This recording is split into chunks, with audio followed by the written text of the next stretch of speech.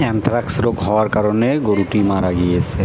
আজ যদি টাইম মতো ইনি ভ্যাকসিন করে নিতেন তাহলে গরিব মানুষের এই গরুটা আজকে মারা যাইতো না। গরিব মানুষের সম্পদ দুটো একটা গরু, দুটো একটা ছাগল। আর এই দুটো একটা গরু আর দুটো একটা ছাগল যদি এইভাবে রোগের জন্য যদি মারা যায় তাহলে সেই পরিবার একবারে নিঃস্ব হয়ে যায়। তাই সকল খামারিদের উদ্দেশ্যে আমি বলতেছি, আপনারা সবসময় প্রাণী সম্পদ হাসপাতালের সাথে যোগাযোগ রাখবেন, নিয়মিত আপনাদের গরু ছাগলকে টিকা প্রদান করে নেবেন। এতে আপনার গরু ছাগল নিরাপদ থাকবে, আপনিও নিশ্চিত হতে পারবেন। আজকে যদি আপনি নিশ্চিত না হন তাহলে এইরকম ক্ষতির মুখে আপনাকে পড়তে হবে। বিষয়টা আপনি নিজেই চিন্তা ভাবনা করে দেখবেন কোনটা করবেন।